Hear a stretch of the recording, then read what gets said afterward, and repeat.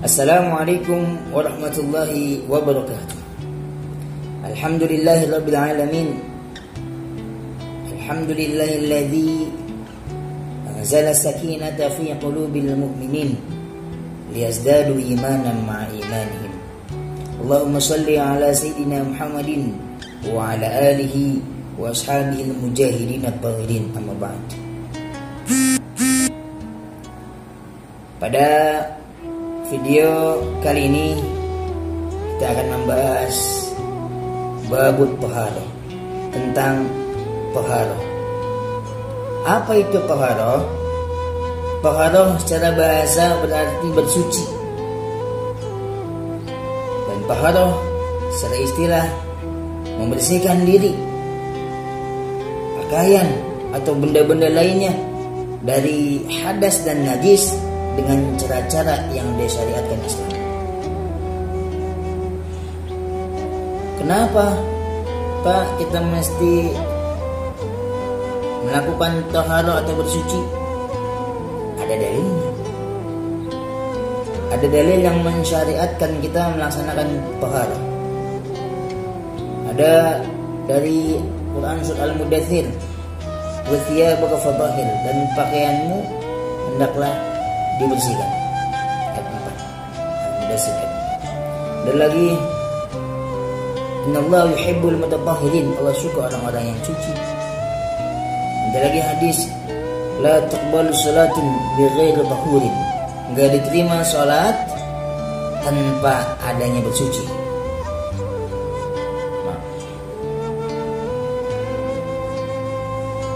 Dan taharah suci ada dua.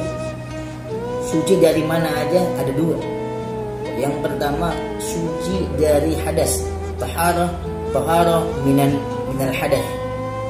Yang kedua taharah minan najasah. Yang kedua taharah suci dari najis, suci dari hadas dan suci dari najis. Apa itu hadas, Pak? Najis apa sih, Pak? Bedanya apa sih, Pak? Hadas ialah kondisi badan seseorang yang oleh sebab itu dia tidak bisa melaksanakan sholat.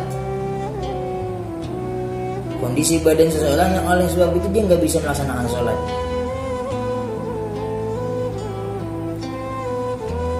Kondisi bagaimana, Pak? Ada dua. Ada yang hadas besar, ada yang hadas kecil. Ada hadas kecil, kondisi orang ketika buang air kecil, hadas kecil. Buang air besar, hadas kecil. Buang angin, hadas kecil. Kondisi ini namanya hadas. Ada yang namanya hadas besar. Hadas besar apa, Pak? Khurujul mani, keluarnya mani akibat bersenggama ataupun mimpi basah.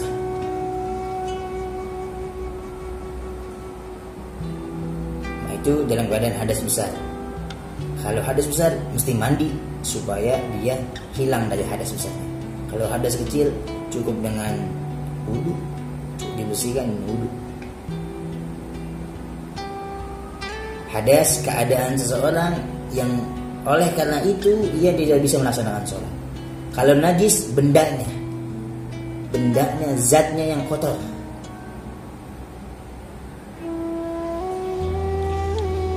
Kayak apa, Pak? Contohnya yang benda yang tergolong najis ada namanya air kencingnya itu sendiri, baik air kencing manusia juga air kencing binatang. Ada yang namanya kotorannya juga, baik kotoran manusia dan kotoran binatang. Ada yang namanya air liur anjing. Ada juga mazi. Nah, tahu betul mazi. Mazi itu cairan yang keluar dari kemaluan disebabkan oleh syahwat, tapi enggak dibarengi rasa nikmat. Beda sama mani. Kalau mani keluar karena syahwat tapi dibarengi nikmat. Kalau mazi enggak. Mazi termasuk najis, tapi mani enggak termasuk najis. Kalau wadi, ada lagi wadi namanya. Wadi itu cairan yang keluar akibat kita biasanya disebabkan oleh kita lelah karena kecapean, akhirnya tidur wadi najis, maka dicuci kedua celana kita yang kena wadi dan mazi, dicuci. Kalau mani bukan najis, tapi badan kita jadi hadas besar gara-gara keluar mani, maka badan kita yang mandi. Celananya gak wajib dicuci, masih bisa dipakai, tapi bau jangan dipakai lah, bau. Tapi secara hukum mani tidak najis, malah mazi dan wadi yang najis. Bingung ya? Ya nanti bisa ditanyakan di kolom komentar, atau kita bisa sambil sharing nanti ya. Mudah-mudahan paham ini. Toharo ada dua, ada yang dari hadas, ada yang dari najis. Hadas itu keadaan seseorang yang menyebabkan dia nggak bisa sholat. Najis itu bendanya yang najis, bendanya yang kotor. Oke. Kemudian saya anggap mafhum ya. Kita bahas tentang macam-macam air. Air mana nih nanti yang bisa dipakai untuk taharah? Macam-macam air. Macam air yang pertama ada namanya air mutlak. Air mutlak ialah air yang suci yang dapat mensucikan. Air ini air mutlak itu tetap pada kondisi asal. Bisa dari air, bisa dari langit, bisa juga dari bumi. Apa aja termasuk air mutlak? Ada banyak. Ada air hujan, ada air laut, ada air sungai, ada air salju, ada embun, air sumur, banyak. Itu air mutlak namanya, dan diboleh dipakai untuk bersuci. Yang kedua air mustakmal. Mustakmal ialah air yang bekas dipakai. Kamu wudu, bekasnya kamu kumpulin di maknanya, bekasnya itu namanya air mustakmal. Bekas wudu itu nggak boleh dipakai wudu lagi karena udah bekas dipakai. Buat nyiram boleh pak, buat nyiram tanaman boleh. Air mustakmal. Yang ketiga ada yang namanya air musammas, samsun, musammas, air yang terkena matahari, air yang dijemur, yang kejemur kena matahari panasan, namanya air musammas. Nah ini jangan dipakai dulu, bahaya, menyebabkan penyakit kulit. Yang ketiga tuh, sekarang yang keempat ada yang air bercampur dengan benda suci. Air biasa campur benda suci, contohnya air kecampur deterjen atau sabun,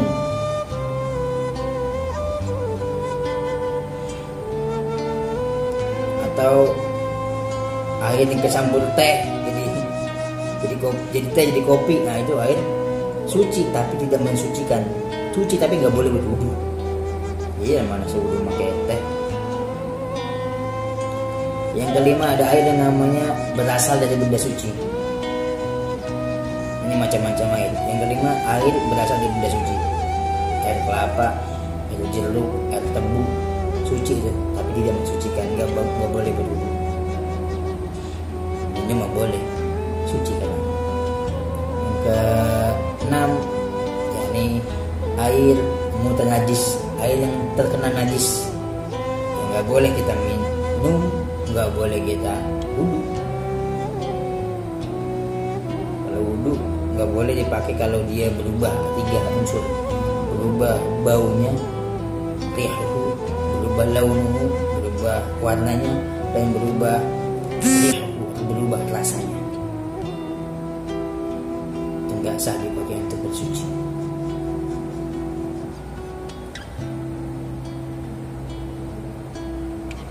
Berikutnya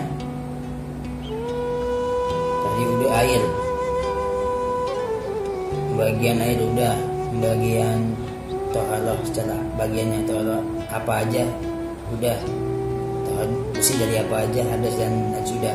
Sekarang najisnya nih, apa sih macam-macam najis? Najis ada bagian-bagiannya.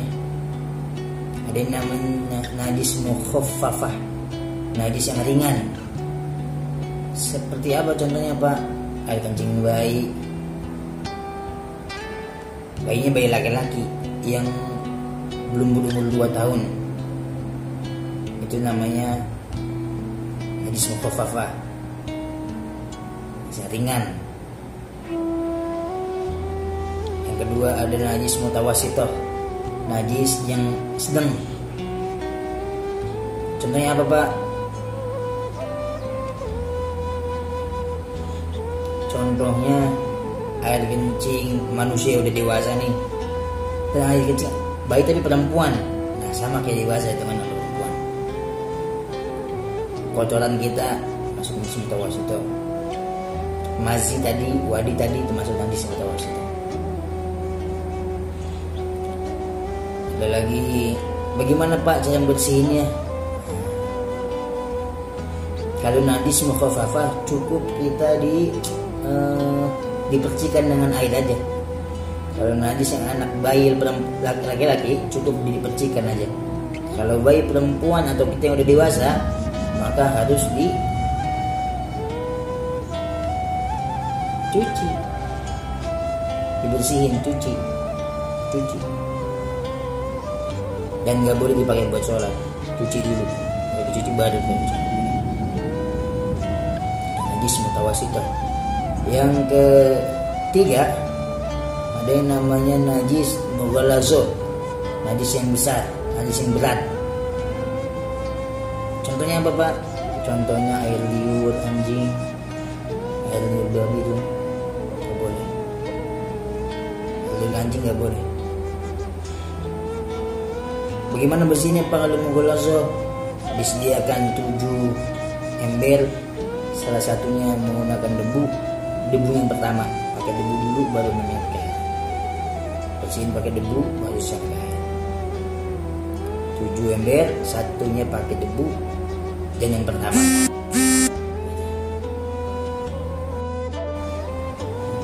Berikutnya tadi najis, sebagai najis sudah ya. Sekarang toharoh dari hadas, bagaimana cara membersihnya? Yang pertama dengan wudu. Udah sama-sama paham ya wudu caranya. Lilladzina amanu idza qumtum ila sholati faghsilu wujuhakum wa aydiyakum ilal marafiq wamsahu bi ru'usikum wa arjulakum ilal ka'bayn. Al-Maidah 6. Orang yang beriman, apabila kamu hendak melaksanakan sholat, maka faghsilu wujuhakum, maka basuhlah mukamu, wa aydiyakum, basuh tanganmu, ilal marafiq, sampai ke siku, wamsahu bi ru'usikum, usap kepalamu, wa arjulakum, dan kakimu, ilal ka'bain, sampai ke mata kaki.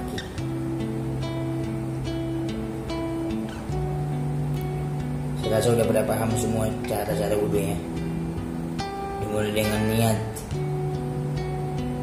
baca bismillah, cuci tangan 3 kali, kumur-kumur, istinsyak 3 kali. Istinsyak itu apa Pak? Habis kumur-kumur, istinsyak masukin air ke hidung.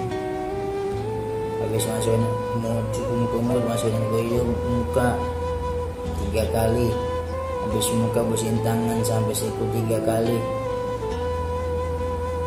Basuh kepala, boleh sebagian, boleh semua. Caranya bagaimana Pak? Caranya, ini Anda. Caranya begini, giniin, bisa gini, bisa. Boleh begini doang, boleh dikit, boleh banyak. Boleh juga, ada juga yang sekalian sama kuping. Bisa.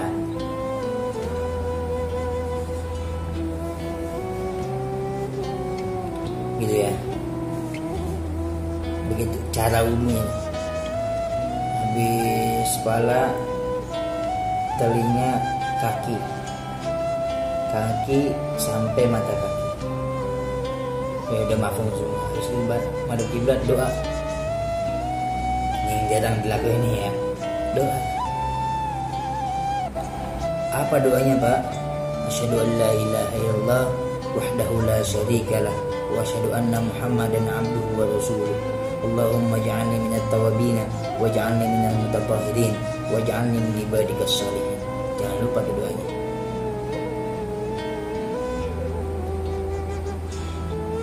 Oke, wudhu saya anggap sudah paham lah. Kemudian apa sih Pak yang bikin batal wudhu? Tadi buang angin, buang air kecil, buang air besar, ada yang namanya mazi, wadi, mani, tidur sampai nggak sadar, kelamaan tidur waktu cuman selagi sila dan nggak lelap, nggak naik nih, kita punya dubur naik, namanya batal. Kemudian hilang akal, bikin batal. Mabok, bikin batal. Menyentuh kemaluan dengan syahwat, batal. Tata cara taharah yang kedua, tadi tata cara yang pertama yakni dengan berwudu, yang kedua dengan mandi wajib, mandi besar. Kuntum junuban fattahharu, kalau kalian dalam keadaan junub maka mandilah. Al-Maidah juga ayat 6 itu. Kapan kita wajib mandi Pak? Kalau kita keluar mani, wajib mandi. Baik keluar mani karena mimpi maupun keluar mani ya, hubungan suami istri.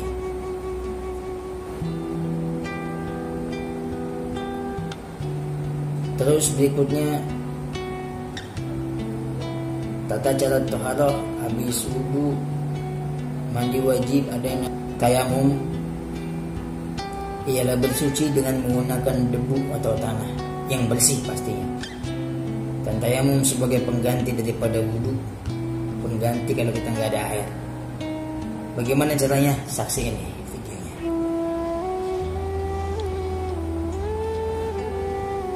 Semua yang membatalkan wudu sama, semua juga yang batalkan tayamum. Terakhir ada yang namanya istinja, bersih-bersih. Istinja itu membersihkan tubuh atau badan dari kotoran yang keluar dari kubur dan dubur. Dari kubur dan dubur. Kubur dan dubur. Bersihin, namanya istinja. Bahasanya cebok.